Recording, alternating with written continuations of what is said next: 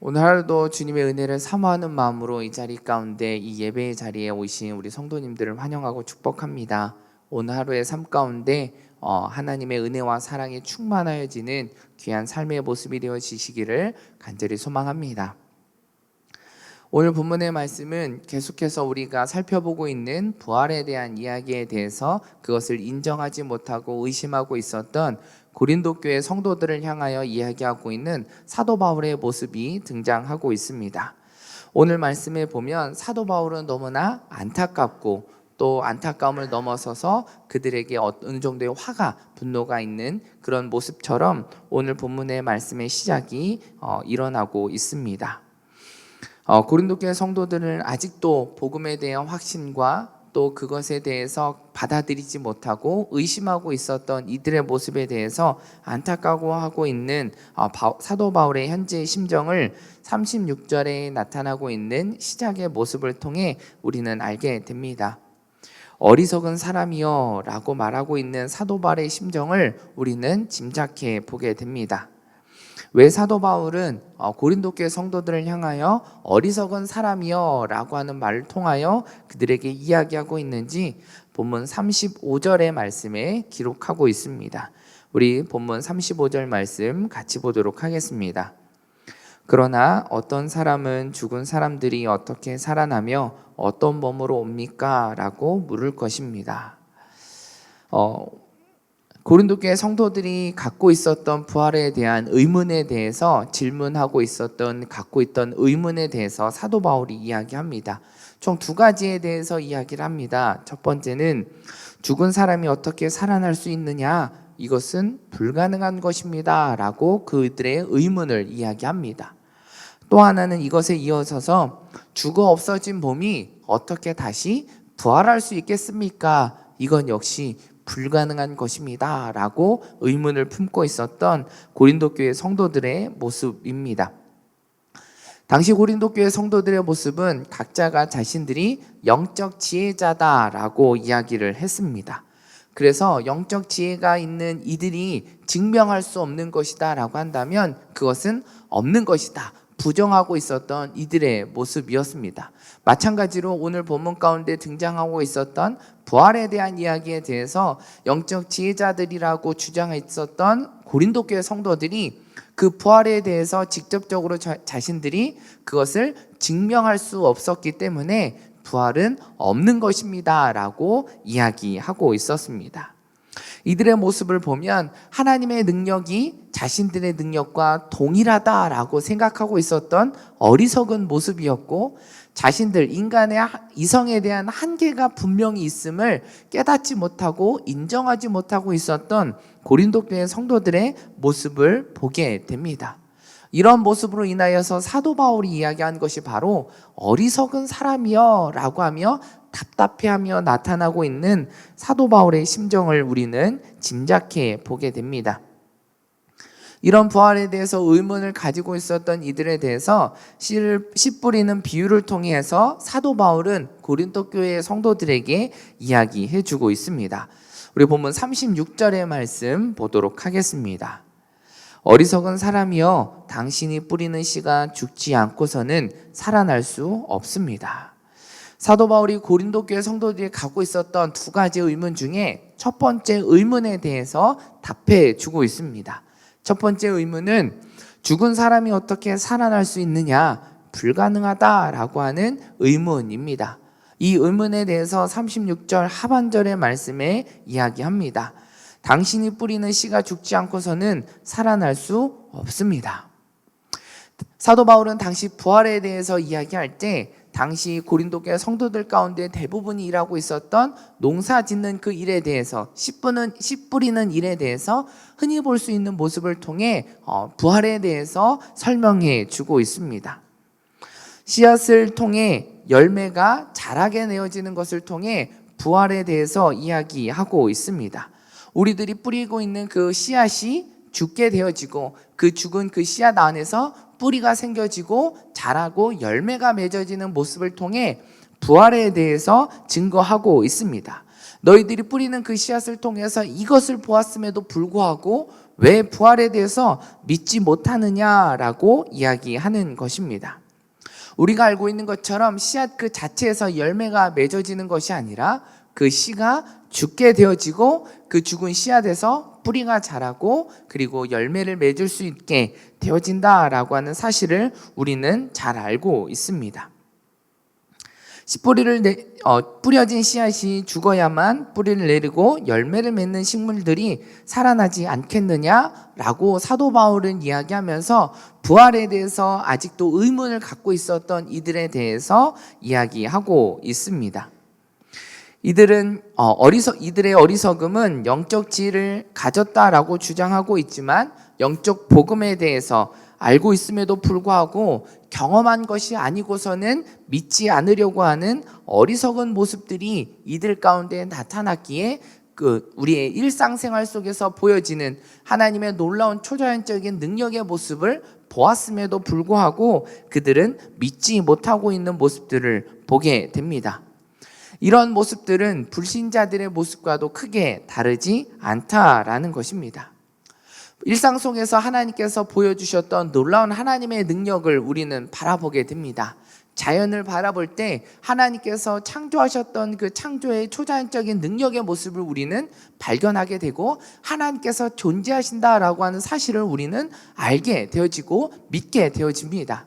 그러나 고린도 교회 성도들의 지금의 모습에는 부활을 의심하고 있었던 이들의 모습 안에는 자신들 역시 영적 지혜자라고 이야기하고 주장하고 자랑하고 있지만 정작 일상 속에서 보여진 하나님의 능력, 초자연적인 능력의 모습을 그들은 보았음에도 불구하고 그것을 깨닫지 못하고 발견하지 못하고 있는 이러한 어리석음의 모습을 보게 됩니다. 이러한 모습을 통해서 사도 바울은 씨 뿌르는 이야기에 대해서 그것에 대해서 답변해 주고 있고 이 모습을 통해서 그들의 한계를 바라보게 하고 있고 그들의 이성이 지혜가 한계가 있음을 다시 한번 되돌아보게 하는 사도 바울의 모습을 우리는 발견할 수 있습니다. 두 번째로 이들이 갖고 있었던 의문이 있었습니다. 그 의문은 어떻게 죽은 몸, 죽어서 썩어 없어진 그 몸이 다시 부활할 수 있습니까? 라고 의문을 갖고 있었던 이들에게 본문 37절, 38절의 말씀을 통해서 설명해 주고 있습니다. 우리 본문 37절에서 38절의 말씀 우리 같이 읽어보도록 하겠습니다. 시작. 당신이 뿌리는 것은 장차 생겨날 몸 그 자체가 아니라 밀이나 다른 곡식이든지 다만 씨앗을 뿌리는 것입니다. 그러나 하나님께서는 뜻하시는 대로 그 씨의 몸을 주십니다. 곧 각각의 씨에 각기 고유한 몸을 주십니다. 씨앗이 죽은 뒤에 그대로 살아나는 것이 아니라 그 씨앗이 죽고 난 이후에 밀이나 곡식과 같은 열매로 새롭게 태어나는 것처럼 우리의 죽음 이후에도 부활의 모습 속에 새로운 모습으로 우리는 다시금 부활하게 될 것이다 라고 말씀하고 있습니다. 씨 뿌리는 비유에서도 명확하게 이야기를 합니다. 씨앗을 뿌리지만 그 뿌려진 그 씨앗이 죽고 난 이후에 그 씨앗 그대로 태어나는 것이 아니라 아름다운 열매의 모습으로 태어나고 있는 것처럼 우리들의 모습도 우리가 죽어 없어지겠지만 우리의 모습은 새롭게 부활하게 될 것이고 영광스러운 모습으로 다시금 우리는 태어나게 될 것이다 라고 하는 것을 우리에게 말씀해 주고 있는 것입니다. 우리들이 태어날 몸이 영광스러운 모습으로 태어날 것이다 라는 것을 사도 바울은 39절에서 41절의 말씀을 통해서 말씀해 주고 있습니다. 우리 39절에서 41절의 말씀 이어서 보도록 하겠습니다. 모든 육체가 다 같은 육체가 아닙니다. 사람의 육체가 다르고 짐승의 육체가 다르고 새의 육체가 다르고 물고기의 육체가 다릅니다. 또 하늘에 속한 몸들이 있고 땅에 속한 몸들이 있습니다. 그러나 하늘에 속한 몸들의 영광이 다르고 땅에 속한 몸들의 영광이 다릅니다. 해의 영광이 다르고 달의 영광이 다르고 별들의 영광이 다릅니다. 별과 별의 영광이 서로 다릅니다. 사도 바울은 새롭게 부활하게 될 그 몸이 있는데 새롭게 부활하게 될 그 몸은 영광스러운 몸으로 다시금 부활하게 될 것이다 라고 이야기를 합니다. 이 모습에 대해서 사도 바울은 두 가지의 모습으로 이야기를 합니다. 우리의 죽음은 같은 육체의 모습으로 죽게 되겠지만 이후 부활한 우리의 몸은 각기 다른 모습으로 부활하게 될 것이다 라고 이야기를 합니다. 이어서 또 이야기하고 있는 것은 부활한 모습은 이전보다 더 영광스러운 모습으로 부활하게 되는데 그 영광의 모습은 각기 사람마다 다르고 하나님께서 그것을 정하실 것입니다 라고 이야기하고 있는 것입니다. 사도 바울은 이 모습을 통해서 우리에게 고린도 성도들에게 도전의 말씀을 이야기하는 것입니다. 부활의 모습은 이전에 우리가 살고 있었던 우리들의 모습과는 별개의 모습이 아니라 연속적으로 일어나게 되는 우리 이전의 삶의 모습도 반영되어지는 모습이다라고 하는 것을 이 말씀 안에 담겨져 있는 것입니다. 우리가 구원받은 하나님의 백성으로 살아가는 우리들의 모습 속에 우리가 이 땅에서의 모습 속에 우리가 믿음과 신앙을 지키며 온전히 살아가는 그 모습을 하나님께서 우리 그 모습을 보시고 우리가 부활 이후의 모습 속에서도 각기의 영광대로 우리의 신앙과 믿음을 지키며 살아갔던 그 모습대로 우리의 영광스러운 모습도 각기 다르게 나타나게 될 것이다, 부활하게 될 것이다 라고 하는 것을 말씀해 주고 있습니다. 이 말씀에 대해서 로마서 2장 6절에서 11절의 말씀과 갈라디아서 6장 7절에서 9절의 말씀을 통해 우리는 좀 더 이해하기 쉬울 것 같습니다. 로마서 2장 6절에서 11절 말씀 같이 보도록 하겠습니다. 하나님께서는 각 사람에게 그의 행위에 따라 갚아 주실 것입니다. 참고 선을 행해 영광과 존귀의 불멸을 추구하는 사람에게는 영생을 주시나 자기 이익만 추구하고 진리에 순종하지 않고 불의를 따르는 사람에게는 진노와 분노를 내릴 것입니다. 악을 행하는 모든 사람의 영혼에 환난과 곤통이 있을 것입니다. 먼저는 유대 사람에게 있을 것이며 다음으로는 그리스 사람에게 있을 것입니다. 그러나 선을 행하는 모든 사람에게는 영광과 존귀와 평강이 있을 것입니다. 먼저는 유대 사람에게 있을 것이며 다음으로는 그리스 사람에게 있을 것입니다. 이는 하나님께서 사람을 편애하시지 않기 때문입니다. 이어서 갈라디아서의 말씀 6장 7절에서 9절 말씀도 함께 보도록 하겠습니다. 자기를 속이지 마십시오. 하나님은 결코 업신여김을 당하지 않으십니다. 사람이 무엇을 심든지 그대로 거둘 것입니다. 자기 육체를 위해 심는 사람은 육체로부터 썩어질 것을 거두고 성령을 위해 심는 사람은 성령으로부터 영생을 거둘 것입니다. 선한 일을 하다가 낙심하지 맙시다. 포기하지 않으면 때가 이르면 거두게 될 것입니다.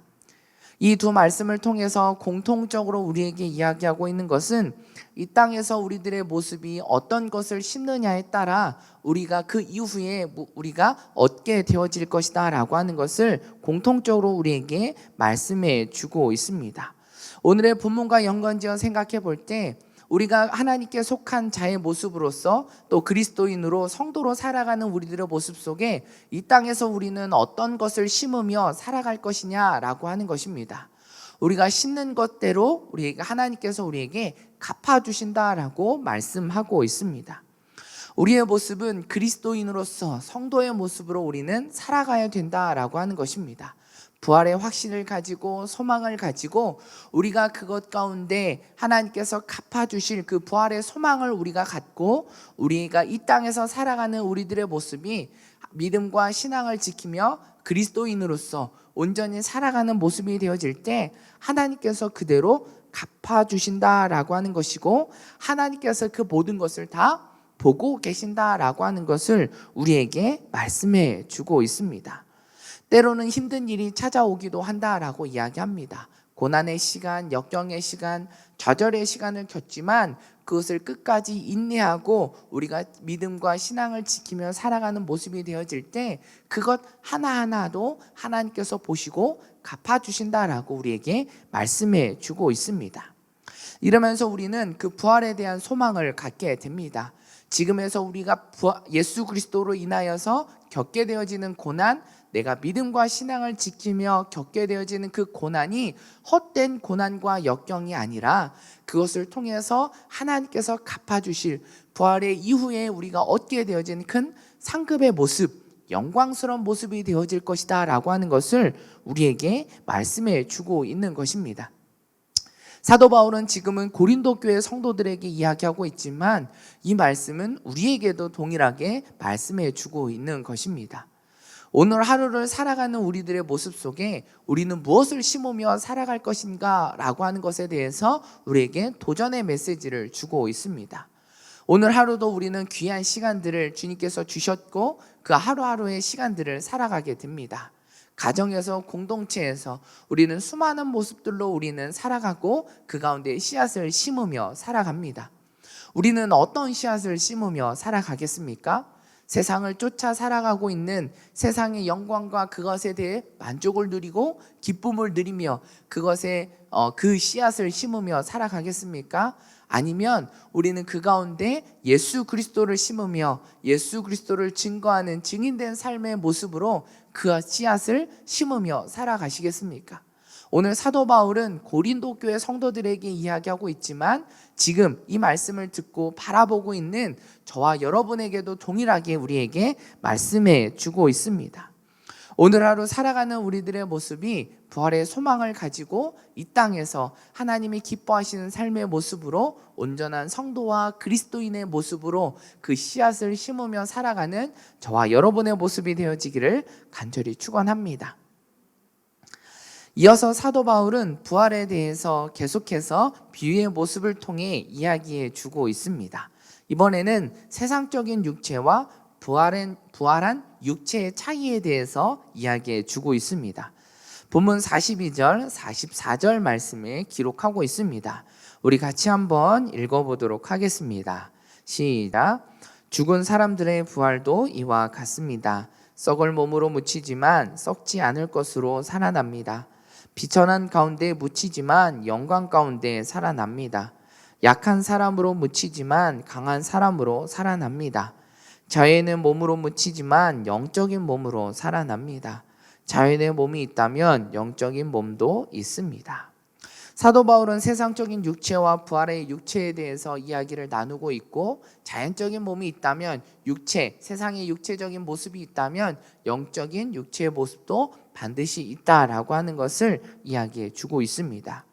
총 4가지의 모습을 대조하면서 세상의 육체와 부활한 이후의 육체의 모습, 영광스러운 몸의 육체의 모습은 몸에 대해서는 어떻게 차이가 나는지 4가지의 대조를 통해 설명합니다. 첫 번째는 42절에 이야기하고 있는 것처럼 썩을 몸과 썩지 않을 몸에 대해서 대조를 이야기하고 있고, 두 번째는 43절에 이야기하는 비천한 몸과 영광스러운 몸에 대해서 이야기합니다. 세 번째는 43절 하반절에 이야기하는 것처럼 약한 사람과 강한 사람에 대해서 대조를 이야기하고 있고, 마지막으로는 44절에 이야기하는 것처럼 자연의 몸과 영적인 몸에 대해서 각각 4가지의 대조를 통해 세상적인 육체와 부활 이후의 육체에 대해서 비교하고 있습니다. 이 대조의 모습을 통해서 부활의 몸에 대해서 다시 한 번 더 확실하게 이야기해 줍니다. 첫 번째 모습은 세상적 육체의 모습은 유한한 몸으로서 병과 죽음에 대해서 종로를 타고 있겠지만 부활한 몸에 대해서는 죽음도 막을 수 없는 완전한 영광스러운 모습이 될 것이다 라는 것을 말씀해 주고 있습니다. 두 번째로 이야기하는 것은 인간의 몸은 아담 이후에 죽을 수밖에 없는 육체이지만 부활의 몸은 죽음이 없는 영원한 삶을 살아가게 될 것이라는 것을 말해주고 있습니다.